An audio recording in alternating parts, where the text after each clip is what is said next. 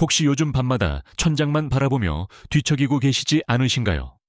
새벽 3시에 깨서 다시 잠들지 못하고 아침에 일어나면 머리가 무겁고 온몸이 뻐근하신가요?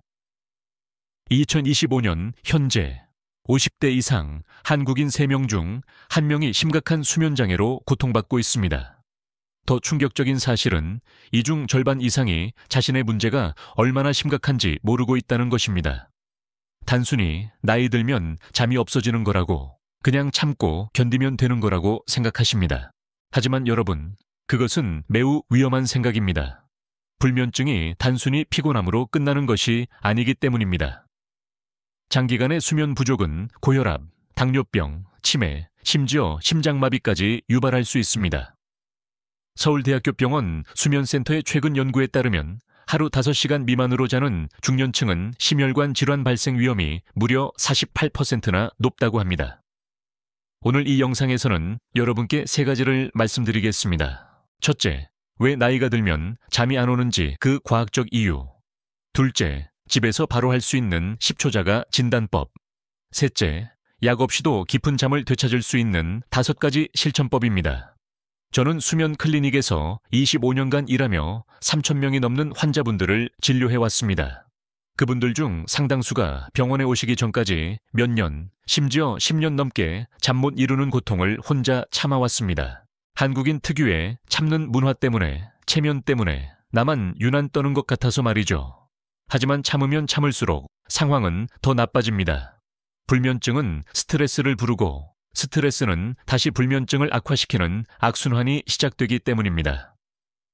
오늘 제가 병원에서는 시간 관계상 자세히 설명드리지 못하는 내용들, 제약회사가 여러분에게 알리고 싶어 하지 않는 자연스러운 치유법들을 모두 공개하겠습니다.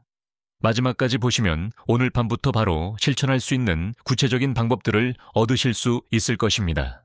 그리고 영상 마지막에는 수면 체크리스트를 선물로 드리겠습니다. 이것 하나만 있으면 여러분의 수면 상태를 매일 점검하고 개선할 수 있습니다. 저는 여러분의 가족이 조금이라도 편안한 밤을 보내실 수 있기를, 아침에 일어나서 개운하게 하루를 시작하실 수 있기를 진심으로 바랍니다. 그럼 지금부터 시작하겠습니다. 참, 시작하기 전에 채널 구독과 좋아요 버튼 눌러주시는 것 잊지 마세요. 여러분의 작은 응원이 제가 더 좋은 건강 정보를 계속 나눌 수 있는 큰 힘이 됩니다. 2단계, 환자 스토리 아크, 감정적 여정. 오늘은 부산에 사시는 김영수님의 이야기로 시작하고 싶습니다. 올해 58세이신 김님은 평생 성실하게 직장 생활을 하시며 가족을 돌보셨던 분입니다. 회사에서도 인정받는 중견 간부셨고 집에서는 든든한 가장이셨습니다. 하지만 50대 중반부터 뭔가 이상한 일들이 시작되었습니다. 밤 11시에 잠자리에 들면 새벽 2시나 3시에 어김없이 깨는 것입니다. 처음에는 화장실 때문이라고 생각했습니다. 나이 들면 그럴 수 있다고, 괜찮다고 스스로를 다독였습니다.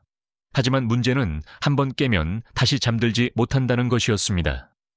천장을 바라보며 이런저런 생각들이 꼬리에 꼬리를 물었습니다. 내일 회의 준비는 잘 됐나?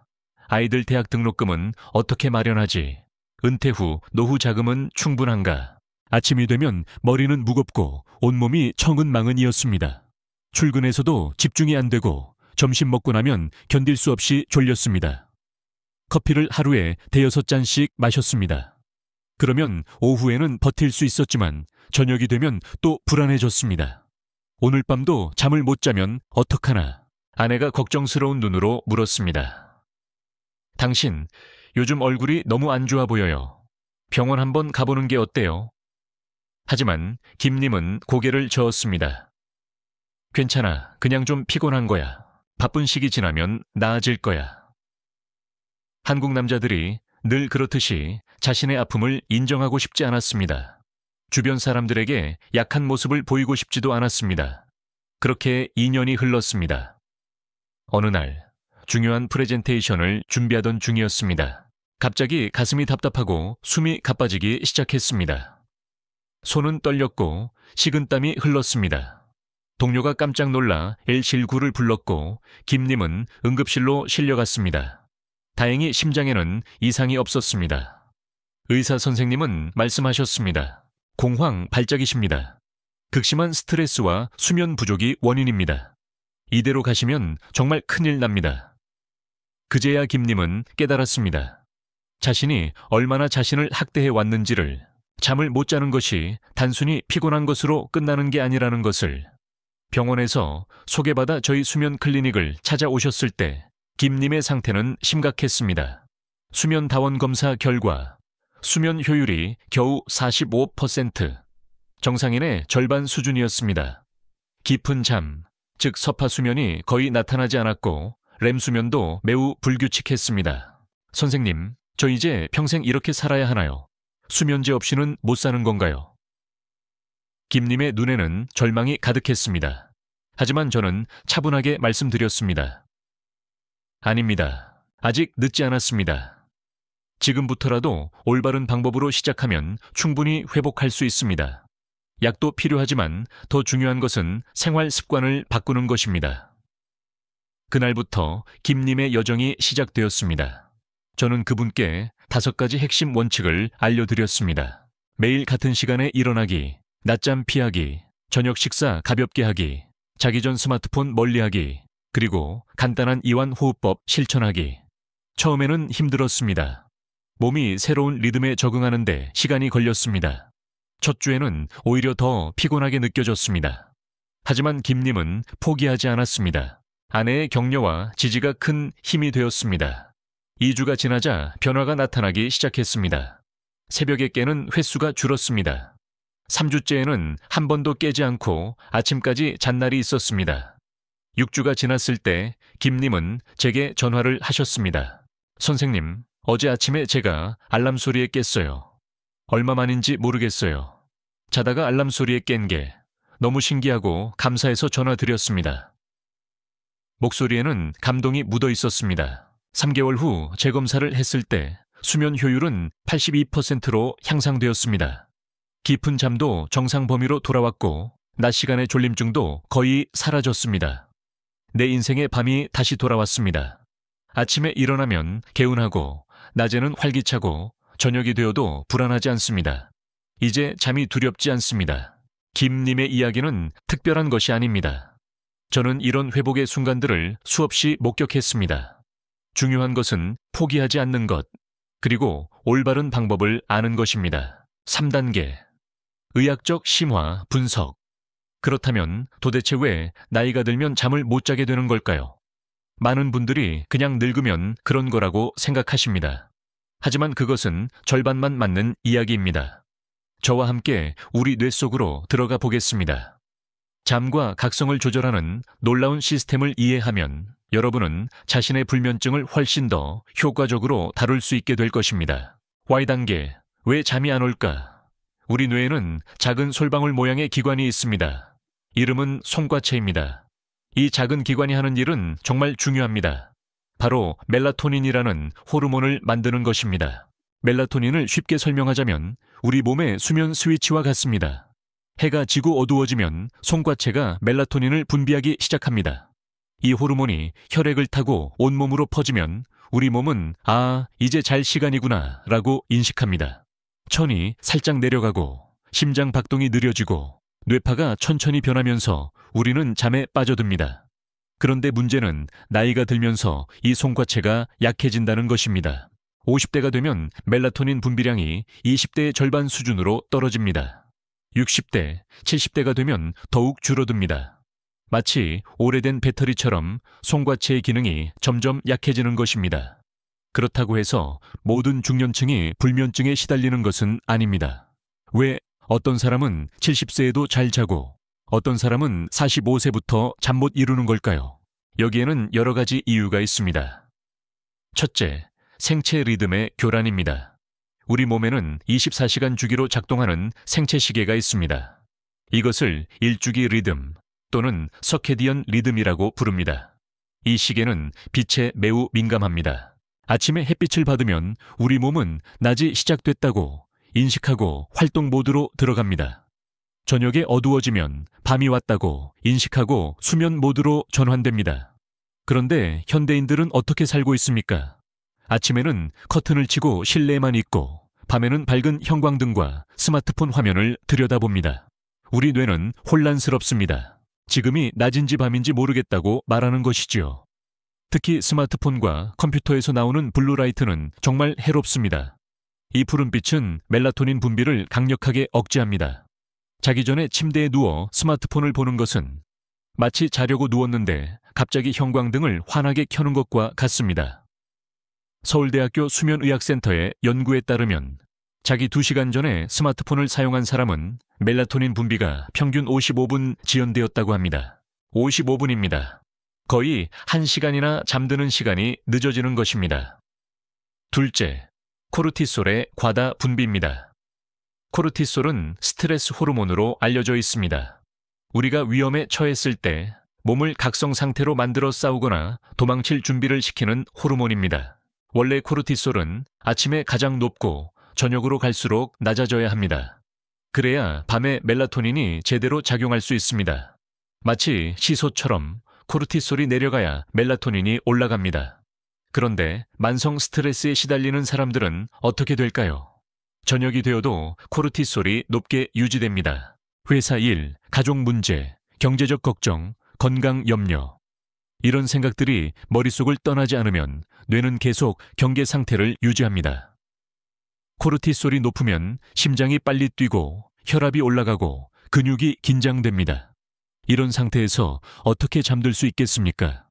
몸은 침대에 누워 있지만 뇌는 마라톤을 뛰고 있는 것과 같습니다. 셋째, 수면 구조의 변화입니다. 잠에도 단계가 있다는 것을 아시나요? 우리는 밤에 여러 단계의 수면을 반복합니다. 얕은 잠인 1단계와 2단계, 깊은 잠인 3단계와 4단계, 그리고 꿈을 꾸는 렘수면입니다. 이 5단계를 하나의 사이클로 보면 한 사이클은 약 90분 정도 걸립니다.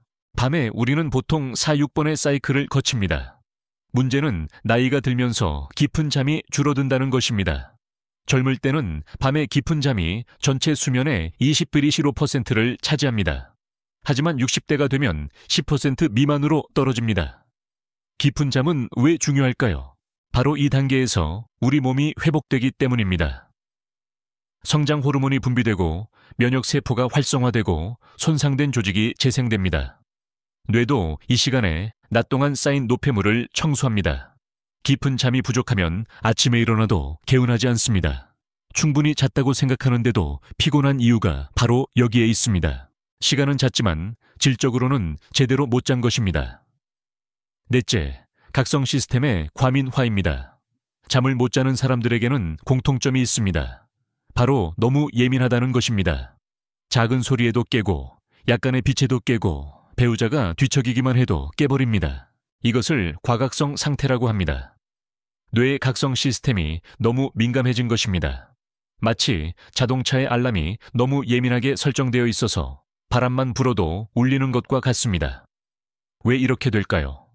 불면증 때문에 침대가 고통의 장소가 되었기 때문입니다. 침대에 누우면 또 잠 못 자면 어떡하지? 라는 불안이 시작됩니다. 이 불안이 뇌를 각성시킵니다. 그러면 정말로 잠을 못 잡니다.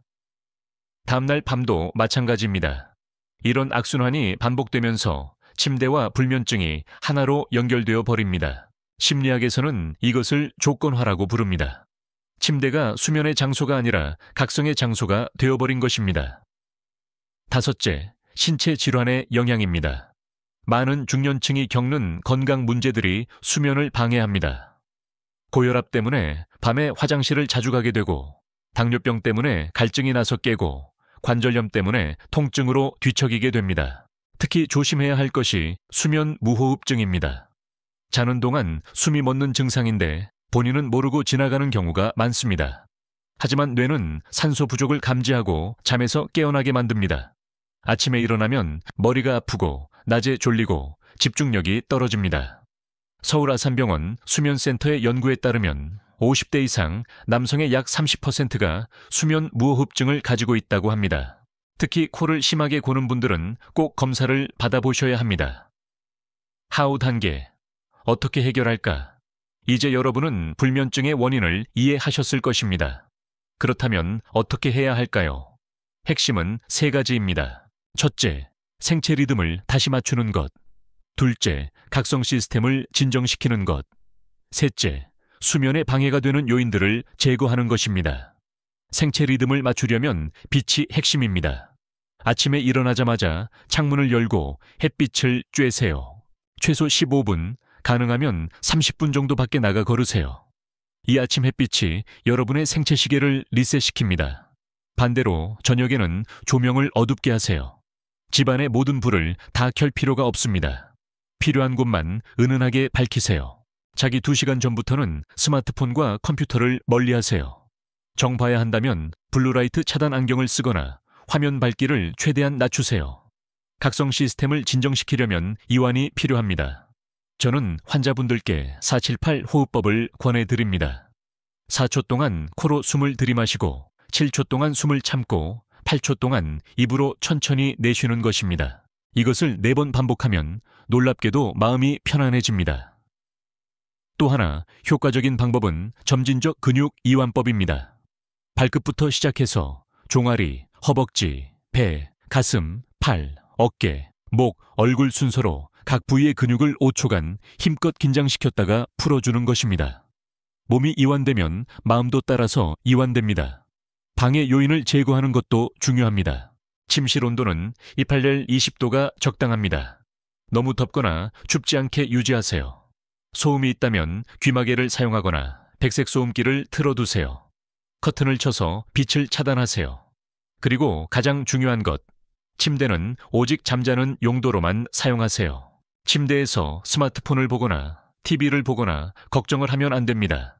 침대는 수면의 장소라는 인식을 다시 심어주어야 합니다. 4단계 5선 예방 가이드 여러분께 오늘 밤부터 바로 실천할 수 있는 5가지 핵심 원칙을 말씀드리겠습니다. 이것만 지켜도 수면의 질이 눈에 띄게 개선될 것입니다. 첫 번째 원칙, 규칙적인 기상시간 가장 중요한 원칙입니다. 매일 같은 시간에 일어나세요. 주말에도 휴일에도 예외 없이 같은 시간에 일어나야 합니다. 많은 분들이 평일에 잠을 못 자면 주말에 몰아서 자려고 합니다. 토요일 아침에 늦잠을 자고 일요일에도 늦음하게 일어납니다. 이것이 바로 생체 리듬을 망치는 지름길입니다. 생체 시계는 규칙성을 좋아합니다. 매일 같은 시간에 일어나면 몸은 그 시간에 맞춰 준비를 시작합니다. 일어나기 1시간 전부터 천이 조금씩 올라가고 코르티솔이 분비되기 시작합니다. 그러면 알람 소리에 깨는 것이 아니라 자연스럽게 눈이 떠집니다. 반대로 매일 일어나는 시간이 들쭉날쭉하면 몸은 혼란스럽습니다. 언제 준비를 시작해야 할지 모릅니다. 그러면 아침에 일어나는 것이 더욱 힘들어집니다. 권장 기상 시간은 오전 6시에서 7시 사이입니다. 너무 이르지도 너무 늦지도 않은 시간입니다. 물론 개인차가 있으니 자신의 생활 패턴에 맞춰 정하되 한번 정한 시간은 꼭 지키세요.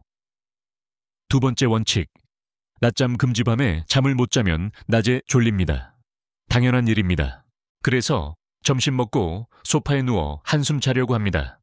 겨우 30분만 자려고 했는데 깨보니 2시간이 지나 있습니다. 이렇게 되면 밤에 잠이 안 옵니다. 왜냐하면 낮에 이미 수면 욕구를 해소했기 때문입니다. 우리 몸에는 수면 압력이라는 것이 있습니다. 깨어있는 시간이 길어질수록 잠자고 싶은 욕구가 쌓입니다. 이 압력이 충분히 쌓여야 밤에 푹 잘 수 있습니다. 낮잠은 이 압력을 떨어뜨립니다. 특히 오후 3시 이후에 낮잠은 절대 피해야 합니다. 저녁 수면에 직접적인 영향을 미치기 때문입니다. 정 졸리다면 어떻게 해야 할까요? 20분 이내의 짧은 낮잠은 괜찮습니다. 파워냅이라고 부르는데 깊은 잠에 빠지기 전에 일어나는 것이 핵심입니다. 알람을 20분 후로 맞추고 소파나 의자에 앉은 채로 자세요. 침대에 누우면 안 됩니다. 하지만 가능하면 낮잠을 자지 않는 것이 가장 좋습니다. 졸릴 때는 밖에 나가 걷거나 찬물로 세수를 하거나 스트레칭을 하세요. 오후에 졸림을 견디는 것이 밤의 깊은 잠을 위한 투자입니다. 세 번째 원칙, 저녁 식사와 음료 조절. 저녁을 너무 많이 먹으면 잠들기 어렵습니다. 소화기관이 활발하게 움직이면서 천이 올라가고 내장신경이 자극되기 때문입니다. 저녁 식사는 가볍게, 그리고 잠자기 3시간 전에 마치세요. 기름진 음식, 매운 음식은 피하는 것이 좋습니다. 속이 더부룩하거나 쓰리면 잠들기 어렵습니다. 많은 분들이 모르는 사실이 있습니다. 술은 수면에 도움이 되지 않습니다. 처음에는 졸리게 만들지만 알코올이 분해되면서 오히려 새벽에 깨게 만듭니다. 또한 깊은 잠을 방해하고 렘 수면을 감소시킵니다. 소주 한두 잔 정도는 괜찮다고 생각하시겠지만 수면의 질을 생각한다면 저녁 술은 피하는 것이 좋습니다. 특히 잠이 안 와서 술을 마시는 것은 최악입니다. 알코올 의존으로 이어질 수 있습니다. 카페인도 조심해야 합니다. 커피뿐만 아니라 녹차, 홍차, 에너지 음료에도 카페인이 들어 있습니다. 카페인의 반감기는 5일 7일 시간입니다. 오후 3시에 마신 커피가 저녁 10시까지 여러분의 뇌에 영향을 미칩니다. 오후 2시 이후에는 카페인을 피하세요. 대신 따뜻한 보리차나 캐모마일 차를 마시세요. 우유도 좋습니다. 우유에 들어있는 트립토판이라는 아미노산은 멜라토닌 생성을 돕습니다. 네 번째 원칙, 잠자리 의식 만들기. 우리 뇌는 패턴을 좋아합니다. 매일 같은 순서로 같은 행동을 하면 뇌는 이제 잘 시간이구나 라고 학습합니다. 잠자기 1시간 전부터 잠자리 의식을 시작하세요. 예를 들어 이런 순서로 할 수 있습니다. 오후 9시, 조명을 어둡게 줄이고 스마트폰을 거실에 두고 옵니다. 9시 10분, 따뜻한 물로 샤워를 합니다. 천을 살짝 올렸다가 내리는 것이 수면에 도움이 됩니다. 9시 30분, 편안한 옷으로 갈아입고 가벼운 스트레칭을 합니다. 9시 45분, 침대에 누워 책을 읽거나 명상 음악을 듣습니다. 10시, 불을 끄고 잠에 듭니다. 중요한 것은 매일 같은 순서로 하는 것입니다. 처음에는 어색하고 귀찮을 수 있지만 2주만 계속하면 습관이 됩니다. 그러면 의식을 시작하는 것만으로도 몸이 수면 모드로 들어가기 시작합니다. 5번째 원칙, 침대 밖으로 나오기. 20분 동안 잠들지 못하면 침대에서 일어나세요. 침대에 누워서 천장만 바라보고 있으면 안 됩니다. 그럴수록 불안과 각성이 높아집니다. 일어나서 거실로 나가세요. 어둡고 조용한 곳에서 지루한 일을 하세요. 책을 읽거나 조용한 음악을 듣거나 가벼운 스트레칭을 하세요. 스마트폰을 보거나 TV를 켜거나 밝은 곳으로 가면 안 됩니다. 졸릴 때까지 기다렸다가 다시 침대로 들어가세요. 만약 또 20분 동안 잠들지 못하면 다시 침대 밖으로 나오세요. 이것을 반복하세요. 이 방법을 자극조절 요법이라고 합니다. 침대와 수면을 다시 연결시키는 훈련입니다. 처음에는 힘들 수 있습니다. 밤에 여러 번 일어나야 할 수도 있습니다. 하지만 꾸준히 하면 침대에 누우면 곧바로 잠드는 습관이 생깁니다. 5단계 종합치료 옵션. 이제 좀 더 구체적인 치료 방법들을 말씀드리겠습니다. 생활 습관 개선만으로 부족한 경우 어떤 선택지들이 있는지 알아보겠습니다. 1단계 자연 요법 한방에서는 예로부터 수면 장애를 치료해왔습니다. 그 중에서 효과가 검증된 몇 가지를 소개합니다. 산조인이라는 약재가 있습니다. 대추나무의 씨앗인데 마음을 진정시키고 수면을 유도하는 효과가 있습니다. 산조인차를 저녁에 한 잔 드시면 도움이 됩니다. 또 하나는 조격입니다. 따뜻한 물에 발을 담그면 혈액순환이 좋아지고 천 조절이 개선됩니다. 잠들기 1시간 전에 천일보 20분 정도 하면 좋습니다. 물 온도는 3840도가 적당합니다. 라벤더 오일을 몇 방울 떨어뜨리면 더욱 효과적입니다. 침술도 불면증에 도움이 됩니다. 백회, 신문, 삼음교 같은 혈자리를 자극하면 신경계가 안정됩니다. 전문 한의사의 치료를 받는 것이 좋습니다. 2단계 인지행동 치료. 불면증에 가장 효과적인 치료법은 약이 아닙니다. 바로 인지행동 치료입니다. CBTI라고 줄여 부릅니다. 이것은 잠에 대한 잘못된 생각과 행동을 바꾸는 치료입니다. 전문가와 함께 68주 동안 진행하는데 성공률이 70-80%에 달합니다. 치료의 핵심은 5가지입니다. 첫째, 수면 교육입니다. 수면의 메커니즘을 이해하고 잘못된 믿음을 바로잡습니다. 예를 들어 하루 8시간은 꼭 자야 한다는 생각을 바꿉니다. 개인차가 있고 질이 더 중요하다는 것을 배웁니다. 둘째, 자극 조절입니다. 앞에서 말씀드린 것처럼 침대와 수면을 다시 연결시키는 훈련입니다. 셋째, 수면 제한입니다. 역설적으로 들리겠지만 침대에 있는 시간을 줄입니다. 실제로 자는 시간만큼만 침대에 있도록 합니다. 그러면 수면 압력이 높아져서 더 깊이 잘 수 있습니다. 넷째, 이완 훈련입니다. 심호흡, 명상, 근육, 이완 등을 배웁니다.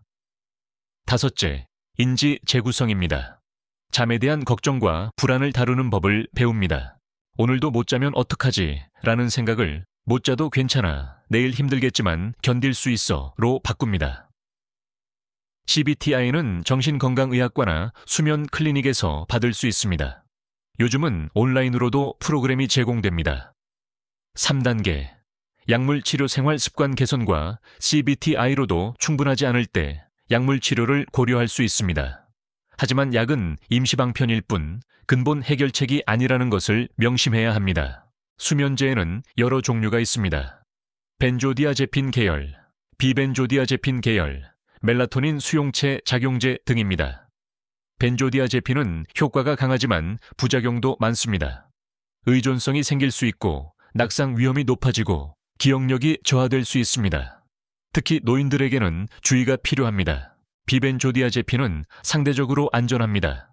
졸피뎀, 조피클론 같은 약들입니다. 하지만 이것도 장기 복용은 권장되지 않습니다. 최근에는 멜라토닌 수용체 작용제가 주목받고 있습니다. 라멜턴이라는 약인데 자연스러운 수면을 유도하고 의존성이 적습니다. 약을 복용할 때는 몇 가지 원칙을 지켜야 합니다. 첫째, 반드시 의사의 처방을 받으세요. 약국에서 파는 수면 유도제도 함부로 사용하면 안 됩니다. 둘째, 최소 용량으로 시작하세요. 필요 이상으로 많이 먹지 마세요. 셋째, 가능한 짧은 기간만 사용하세요. 2-4주를 넘기지 않는 것이 좋습니다. 넷째, 약을 끊을 때는 천천히 줄여가세요. 갑자기 끊으면 반동성 불면증이 올 수 있습니다. 3단계, 전문적 평가와 치료 만약 다음과 같은 증상이 있다면 반드시 수면 전문의를 만나보세요. 코를 심하게 골고 숨이 막히는 소리를 낸다. 자다가 숨이 멎는다고 배우자가 말한다. 아침에 일어나면 머리가 아프고 입이 마른다. 낮에 참을 수 없이 졸려서 일상생활이 어렵다. 잠들 때 다리가 저리거나 움직이고 싶은 충동이 생긴다. 잠들면서 이상한 행동을 한다거나 악몽을 자주 꾼다. 이런 증상들은 단순 불면증이 아니라 다른 수면 장애일 수 있습니다. 수면 무호흡증, 하지불안증 혹은 렘수면 행동장애 등입니다. 이런 경우 수면 다원 검사가 필요합니다. 병원에서 하룻밤 자면서 뇌파, 심전도, 호흡, 산소 포화도 등을 측정하는 검사입니다. 이 검사 결과를 바탕으로 정확한 진단과 치료가 가능합니다. 6단계, 성공 사례와 복습 여러분께 희망을 드리고 싶어서 몇 가지 실제 사례를 더 공유하겠습니다. 사례 1, 대전의 62세 박미숙님. 박님은 폐경 이후 심한 불면증으로 고생하셨습니다. 밤에 열이 나고 땀이 나면서 수시로 깼습니다. 3년 동안 수면제를 복용했지만 점점 용량이 늘어만 갔습니다. 저희 클리닉을 찾아오셨을 때 저는 호르몬 치료와 함께 생활 습관 개선을 권했습니다. 특히 저녁 운동과 족욕을 강조했습니다. 박님은 매일 저녁 6시에 30분씩 산책을 시작했습니다. 그리고 잠들기 전에 족욕을 했습니다. 또한 침실 온도를 낮추고 면 소재의 시원한 잠옷을 입었습니다. 2개월 후 박님은 수면제 용량을 절반으로 줄일 수 있었습니다. 4개월 후에는 완전히 끊었습니다. 선생님, 제가 약 없이 잘 수 있는 날이 올 줄 몰랐어요. 정말 감사합니다. 라고 하시며 눈물을 보이셨습니다. 사례 2, 광주의 54세 최동욱님. 최님은 중소기업 사장님이셨습니다. 사업 스트레스로 잠을 못 이루는 날이 많았습니다. 침대에 누우면 온갖 걱정이 밀려왔습니다. 직원 월급, 대출 상환, 거래처 문제 등등. 저는 최님께 걱정 노트 기법을 알려드렸습니다. 저녁 18시에 10분 동안 모든 걱정을 노트에 적는 것입니다. 그리고 각 걱정에 대해 지금 할 수 있는 일과 나중에 할 일로 나눕니다. 그 후에는 노트를 덮고 더 이상 생각하지 않습니다. 또한 복식 호흡을 가르쳐 드렸습니다. 침대에 누워서 배로 숨을 쉬는 것입니다. 손을 배 위에 올려놓고 배가 올라갔다 내려가는 것을 느끼면서 호흡에 집중합니다. 최님은 이 방법들이 놀랍도록 효과적이었다고 하셨습니다. 머릿속이 복잡할 때는 노트에 적고 침대에서는 호흡에만 집중하니까 잠이 옵니다. 처음에는 반신반의했는데 정말 되더라고요. 사례 3. 인천의 67세 이순자님. 이님은 남편을 잃은 후 우울증과 함께 불면증이 왔습니다. 밤이 되면 쓸쓸하고 외로웠습니다. 혼자 큰 집에서 자는 것이 무섭기도 했습니다. 저는 이님께 낮 활동을 늘리라고 권했습니다. 복지관의 프로그램에 참여하고 친구들을 만나고 봉사활동을 하라고 했습니다. 처음에는 나가기 싫어하셨습니다. 하지만 며느님의 권유로 조심스럽게 시작하셨습니다. 복지관에서 요가를 배우고 한글을 가르치는 봉사를 시작했습니다. 놀라운 변화가 일어났습니다. 낮에 활동적으로 보내니 저녁에 피곤했고 밤에 자연스럽게 잠이 왔습니다. 무엇보다 우울한 기분이 많이 나아졌습니다. 혼자 있으면 슬픈 생각만 들었는데 사람들을 만나고 움직이니까 긍정적인 생각이 들어요. 그리고 밤에 잘 자니까 아침에 일어나는 게 덜 힘들어요. 사례 4. 울산의 46세 김태현님. 김님은 교대 근무를 하는 공장 직원이셨습니다. 주간과 야간 근무가 번갈아 있어서 생체 리듬이 완전히 망가졌습니다. 야간 근무 후 낮에 자려고 해도 잘 안 잤고 주간 근무로 돌아와도 적응이 어려웠습니다. 저는 김님께 빛 노출 조절의 중요성을 강조했습니다. 야간 근무가 끝나고 집에 올 때는 선글라스를 쓰라고 했습니다. 아침 햇빛을 차단하는 것입니다. 집에 도착하면 암막 커튼을 치고 귀마개를 하고 잠을 청하라고 했습니다.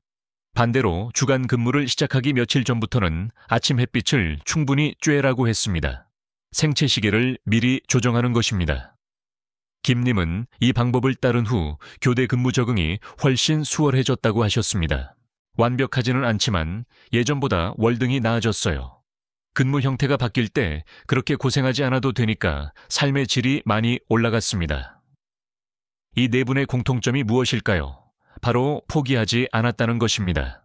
그리고 자신에게 맞는 방법을 찾았다는 것입니다. 불면증 치료에는 왕도가 없습니다. 하지만 올바른 방향으로 꾸준히 노력하면 반드시 좋아집니다. 시간이 걸릴 수 있습니다. 때로는 좌절할 수도 있습니다. 하지만 포기하지 마세요. 핵심 내용 복습. 여기서 잠시 오늘 배운 내용을 정리하겠습니다. 첫째, 불면증은 단순히 나이 때문이 아닙니다. 멜라토닌 감소, 생체 리듬 교란, 스트레스, 수면 구조 변화 등 여러 원인이 있습니다. 둘째, 6가지 핵심 원칙을 기억하세요. 규칙적 기상, 낮잠 금지, 식사 조절, 잠자리 의식, 20분 규칙입니다. 셋째, 치료는 단계적으로 접근합니다. 생활 습관 개선, 자연 요법, 인지행동 치료, 필요시 약물 치료 순입니다. 넷째, 포기하지 마세요. 많은 분들이 회복하셨습니다. 여러분도 할 수 있습니다. 7단계, 10초 자가진단 테스트. 이제 여러분의 수면 상태를 직접 확인해보는 시간입니다. 다음 질문들에 솔직하게 답해보세요. 1단계, 입면 장애 체크 침대에 누운 후 잠들기까지 얼마나 걸리나요? 10분 이내 정상입니다. 30분. 약간 문제가 있습니다. 30분 이상 입면 장애가 있습니다. 정상적으로는 10배 20분 이내에 잠들어야 합니다. 30분 이상 걸린다면 각성 수준이 너무 높거나 수면 위생이 좋지 않다는 신호입니다. 2단계. 수면 유지 체크 밤에 몇 번 깨나요? 경 1회. 정상입니다. 이 3회. 약간 문제가 있습니다. 4회 이상. 수면 유지 장애가 있습니다. 나이가 들면 밤에 한두 번 깨는 것은 자연스럽습니다. 특히 화장실 때문에 깨는 것은 흔한 일입니다. 하지만 한 번 깨면 다시 잠들기 어렵거나 여러 번 깬다면 문제입니다. 3단계. 조기 각성 체크 원하는 시간보다 얼마나 일찍 깨나요? 30분 이내 정상입니다. 30분, 1시간. 약간 문제가 있습니다. 1시간 이상 조기 각성 문제가 있습니다. 새벽 3, 4시에 깨서 다시 잠들지 못한다면 우울증이나 불안 장애의 신호일 수 있습니다. 특히 중년 이후 여성분들에게 흔합니다. 4단계. 수면의 질 체크. 아침에 일어났을 때 기분이 어떤가요? 개운하고 상쾌하다. 양질의 수면입니다. 약간 피곤하지만 견딜 만하다. 보통입니다. 매우 피곤하고 머리가 무겁다. 수면의 질이 나쁩니다. 충분히 잤다고 생각하는데도 개운하지 않다면 깊은 잠이 부족하거나 수면 무호흡증 같은 문제가 있을 수 있습니다. 5단계. 낮 시간 졸림 체크. 낮에 졸음 때문에 일상생활에 지장이 있나요? 거의 없다. 정상입니다. 가끔 있다. 약간 문제가 있습니다. 자주 있다. 심각한 수면 부족입니다. 회의 중에 졸거나 운전하다가 졸거나 TV 보다가 쓰러지듯 자버린다면 수면의 양이나 질이 심각하게 부족한 것입니다. 결과 해석위 5가지 중에서 약간 문제 또는 문제에 해당하는 것이 몇 개인가요? 0, 1개. 수면 상태가 양호합니다. 현재의 습관을 유지하세요. 2, 3개. 경도 불면증입니다. 생활 습관 개선이 필요합니다. 4, 5개. 중등도 이상 불면증입니다. 전문가 상담을 권합니다. 추가 위험 신호 다음 중 하나라도 해당되면 반드시 수면 전문의를 만나보세요. 코를 심하게 골고 숨이 막히는 소리를 낸다. 잠들 때 다리가 저리거나 움직이고 싶은 충동이 생긴다. 자다가 이상한 행동을 하거나 소리를 지른다. 3개월 이상 불면증이 지속된다. 불면증 때문에 우울하거나 불안하다. 낮에 졸음 때문에 사고가 날 뻔한 적이 있다. 실천 체크리스트. 오늘부터 실천할 수 있는 항목들입니다. 하나씩 체크해 보세요. 매일 같은 시간에 일어나기. 아침에 햇빛 쬐기 15분 이상. 낮잠 자지 않기 또는 20분 이내로 제한. 오후 2시 이후 카페인 피하기. 저녁 식사 가볍게 일찍 하기. 잠자기 3시간 전. 저녁 술 피하기. 규칙적으로 운동하기. 단 저녁 늦게는 피하기.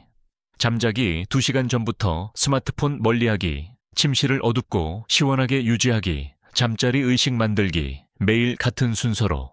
침대에서는 오직 잠만 자기. 20분 동안 잠 안 오면 침대 밖으로 나오기. 잠자기 전 이완 호흡 연습하기. 이 중에서 처음부터 모두 하려고 하지 마세요.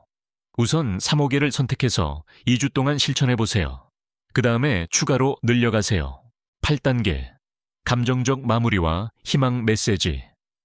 여러분, 여기까지 긴 시간 동안 함께 해주셔서 정말 감사합니다. 오늘 제가 여러분께 전하고 싶었던 가장 중요한 메시지는 이것입니다. 잠 못 이루는 밤은 운명이 아니라는 것입니다. 많은 분들이 불면증을 그냥 나이 들면 겪는 자연스러운 일이라고 생각합니다. 참고 견디면 되는 거라고 생각합니다. 하지만 그것은 잘못된 생각입니다. 불면증은 치료할 수 있습니다. 개선할 수 있습니다. 그리고 무엇보다 여러분은 혼자가 아닙니다. 제가 25년간 만난 수많은 환자분들이 똑같은 고통을 겪었습니다. 밤마다 천장을 바라보며 걱정했고, 아침이 오는 것이 두려웠고, 낮 시간을 좀비처럼 보냈습니다. 하지만 그분들은 회복하셨습니다. 다시 깊은 잠을 되찾으셨습니다. 아침에 개운하게 일어나는 기쁨을 되찾으셨습니다. 여러분도 할 수 있습니다. 오늘부터 시작하세요. 거창한 것이 아니어도 됩니다. 매일 같은 시간에 일어나는 것부터 시작하세요. 아침에 창문을 열고 햇빛을 쬐는 것부터 시작하세요. 저녁에 스마트폰을 거실에 두고 침실로 들어가는 것부터 시작하세요. 작은 변화들이 모여 큰 변화를 만듭니다. 처음 일주일은 힘들 수 있습니다. 2주째에도 별 차이를 못 느낄 수 있습니다. 하지만 포기하지 마세요. 3주, 4주가 지나면 분명히 달라질 것입니다. 여러분의 몸은 스스로 치유할 능력이 있습니다. 단지 올바른 환경을 만들어주고 충분한 시간을 주면 됩니다. 그리고 기억하세요. 잠은 사치가 아닙니다. 잠은 생존의 필수 요소입니다. 잠을 잘 자야 건강합니다. 잠을 잘 자야 행복합니다. 잠을 잘 자야 가족과 좋은 시간을 보낼 수 있습니다. 자신을 위해 투자하세요. 매일 밤 30분 잠자리 준비에 투자하세요. 그것이 여러분의 남은 인생을 바꿀 것입니다. 마지막 부탁. 오늘 이 영상이 도움이 되었다면 여러분과 같은 고민을 하고 있을 주변 분들과 공유해 주세요. 배우자, 형제자매, 친구, 이웃 중에 잠 못 이루는 분이 계시다면 이 영상을 보내주세요. 여러분의 작은 나눔이 누군가에게는 희망의 빛이 될 수 있습니다. 그리고 댓글로 여러분의 이야기를 들려주세요. 어떤 방법을 시도해 보실 건가요? 오늘부터 어떤 변화를 만들어 보실 건가요? 저는 오늘부터 매일 같은 시간에 일어나겠습니다. 저는 저녁 식사를 가볍게 먹고 일찍 끝내겠습니다. 저는 잠자기 전 스마트폰을 멀리하겠습니다. 이렇게 댓글로 약속을 남기면 여러분 스스로에게 하는 다짐이 됩니다. 그리고 같은 고민을 하는 다른 분들에게도 힘이 됩니다. 구독과 좋아요도 잊지 말아주세요. 여러분의 응원이 제가 더 좋은 건강 정보를 만드는 원동력입니다. 다음 영상에서는 스트레스 관리와 마음의 평화를 찾는 방법에 대해 다루겠습니다. 불면증과 스트레스는 서로 깊이 연결되어 있으니까요. 중요한 면책사항 마지막으로 꼭 말씀드려야 할 것이 있습니다. 오늘 제가 공유한 모든 내용은 교육과 정보 제공 목적입니다. 개인의 의학적 상담이나 진단, 치료를 대체할 수 없습니다. 만약 여러분이 기저질환이 있거나 약을 복용 중이거나 심각한 수면 장애가 있다면 반드시 전문의와 상담하세요. 생활 습관을 크게 바꾸기 전에도 주치의와 의논하시는 것이 안전합니다. 특히 수면제를 복용 중이신 분들은 절대 임의로 약을 끊지 마세요. 의사의 지도에 천천히 줄여가야 합니다. 마지막 인사 여러분 모두 편안한 밤을 보내시고 상쾌한 아침을 맞이하시기를 진심으로 기원합니다. 깊은 잠은 여러분의 권리입니다. 그 권리를 되찾으세요. 오늘 밤 침대에 누우실 때 이렇게 생각해 보세요. 나는 잠들 수 있다. 나의 몸은 쉴 준비가 되어 있다. 오늘 밤은 평화로운 밤이 될 것이다. 여러분의 건강한 수면을 응원합니다. 다음 영상에서 또 만나요. 안녕히 주무세요. 총 글자 수 약 33,500자.